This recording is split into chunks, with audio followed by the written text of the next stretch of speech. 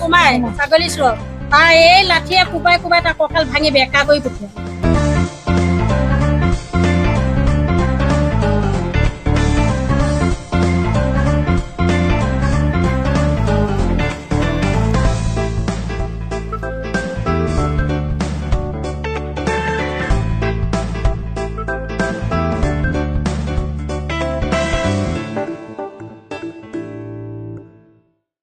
ছাগলী চোৰৰ সন্ত্ৰাসত সন্ত্ৰাসিত হৈছে গহপুৰৰ এখন গাঁও। বৰ্তমান মই উপস্থিত আছো গহপুৰৰ পূব কলাবাৰী গাঁও পঞ্চায়তৰ অন্তৰ্গত খাৰৈগুৰিত আৰু মোৰ লগত আছে কেমেৰা পাৰ্চন বিটু। মই দেখুৱাবলৈ কৈছোঁ এনেধৰণে এয়া দেখিছে ৰাইজ সকলো গোট খাইছে আৰু দিনতে এনেধৰণে ছাগলীৰ বাবে পহৰাৰ ব্যৱস্থা কৰিছে। কাৰণ এইখন গাঁৱৰ পৰা বহু ছাগলী ইতিমধ্যে তেওঁলোকে গাড়ী লৈ অহা চোৰে তেওঁলোকে বিলাসী গাড়ীত ছাগলী লৈ গৈছে, নিশা হোৱাৰ লগে লগে গৰু লৈ গৈছে। কিন্তু এইখিনি এনেধৰণে কৰ্ম হোৱাৰ পিছতো তেওঁলোকে বিভিন্ন সময়ত আৰক্ষীক অভিযোগ দিছে, কিন্তু আজিলৈকে কোনো ধৰণৰ চোৰ ধৰিব পৰা নাই। মহিলাসকলক এয়া দেখিছে হাতে হাতে লাঠি লৈ পেলাই এনেধৰণে তেওঁলোক আছে। আৰু এটা কথা ক'ব লাগিব যে অকল এইখন গাঁৱেই নহয়, গহপুৰৰ প্ৰায়বিলাক গাঁৱৰ পৰা ছাগলী চুৰ হৈছে দিনত আৰু নিশা হ'লে গৰু চুৰ হয়। কওকচোন, আজি লাঠি লৈ থাকিব লগা এক পৰিৱেশৰ সৃষ্টি হৈছে, কি ক'ব? আমাৰ হিমন্ত বিশ্ব শৰ্মাই আমাক 10,000 টকা দিছিলে, আমি সেয়া ছাগলী কিনিছিলোঁ। এতিয়া সেই ছাগলী আমাৰ 6টা ছাগলী লৈ গুচি গ'ল। আমি এতিয়া গোটত কেনেকৈ পইচা দিম বাৰু? দিবতো নোৱাৰিম। কেনেকৈ আহে ছাগলী নিবলৈ? কেনেকৈ আহিছে এতিয়া আমিতো দেখা নাই ধৰকচোন। দিনতে নিছে, গাড়ী লৈ আহিছে আৰু দিনতে। আপোনাৰ পৰা মই সুধিব বিচাৰিছোঁ, কওকচোন কেনেকৈ আহে চোৰ?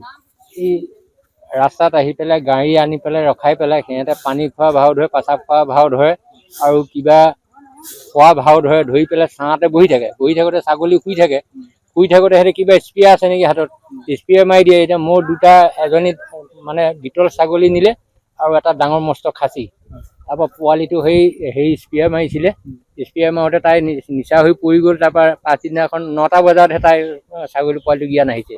কওকচোন বাইদেউ, আপোনালোকে পহৰা ব্যৱস্থা কৰিছে, কি হৈ আছে গাঁওখন? আমাৰ গাঁওখনৰ মানে দিন দুপৰতে মানে এটা অৰাজকতাৰ নিচিনা মানে পৰিৱেশ হৈ আছে। মানে কি দিন দুপৰতে আহে। আমাৰ গাঁও ওচৰৰে মানুহ ঘৰে মানে জাৰ্চি গৰু এজনী লৈ গ'ল। ৰাতিও হৈছে, দিনতো হৈছে, মানে এনেকুৱা হৈছে। দিনত ছাগলী হয়, ৰাতি মানে গৰু হয়। জাৰ্চি গৰুজনী নিলেতো মানুহৰ এটা বহুত এটা ক্ষতিকাৰক হয়। মানে গোহালিৰ পৰা লৈ গৈছে। কৃষকৰ অন্যান্য যিসকল লোক আছে মই দেখুৱাব বিচাৰিম।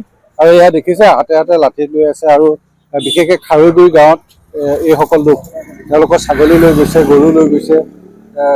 সুধিব বিচাৰিছোঁ, হয় কওকচোন কেনেকুৱা ধৰণৰ পৰিৱেশ, মানে কেনেধৰণে আহে চোৰ? মানে আপোনাৰ ছাগলীবোৰ দিনতে নিছে পৰাপক্ষত। কওকচোন, এটা ডাঙৰ সমস্যা, বিশেষকৈ গোটৰ ছাগলীবিলাক লৈ গৈছে, পোহা ছাগলীবিলাক লৈ গৈছে, দুখীয়া মানুহৰ অৱস্থা নাইকিয়া হৈ গৈছে। হয়, আমাৰ হিমন্ত বিশ্ব শৰ্মা ডাঙৰীয়া যিজন মুখ্যমন্ত্ৰী, আমাৰ মামা, তেখেতৰ যিটো চৰকাৰী আঁচনি মহিলাসকলক দিছে উদ্যমিতা আঁচনি, সেই 10,000 টকাটোৱে যদি ছাগলী দুটা পুহি ছাগলী দুটা যদি লৈ যায়, সেই মানুহগৰাকীয়ে কি কৰিব?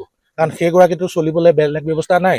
এতিয়া আমি প্ৰশাসনক এই কথাটো এজাহাৰ ৰিটেনত দিয়াও গৈছে প্ৰশাসনক, কিন্তু এতিয়া আমি ল'ৰাখিনিয়ে ৰাতি পহৰা দিছোঁ তেওঁলোকৰ মানে অনুমতি মৰ্মে।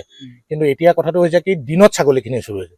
আৰু যিখিনি ছাগলী চুৰ হয় মানে এইটো VIP বাহন বুলিয়ে ক'ব লাগিব। স্কৰপিঅ', থাৰ এনেকুৱা জাতীয় বাহনত যায়, থাৰ লৈ আহে। কিন্তু দিনত কিন্তু ল'ৰাখিনিতো ভিতৰত থাকে, কামত থাকে। দিনৰ সেই ৰাতি সুবিধাটো লৈ তেওঁলোকে দিনত নিছে। ছাগলী এতিয়ালৈকে 10-12টাৰ ওপৰত ছাগলী চুৰ হ'ল।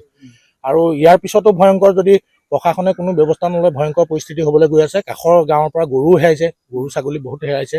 গতিকে সেই মহিলাসকলে কি কৰিব, যিটো তেখেতসকলে চৰকাৰী আঁচনি পাইছে। আৰু লগতে এওঁ মাকে, এতিয়া এওঁ মুন বৰা, তেওঁৰ মাকে 10,000 টকা পাই পেলাই ছাগলী দুটা পুহিছিলে। সেই ছাগলী দুটা লৈ যোৱাৰ ফলত তেওঁৰ মাকজনী 3 দিন ধৰি আজি ভাতেই খোৱা নাই।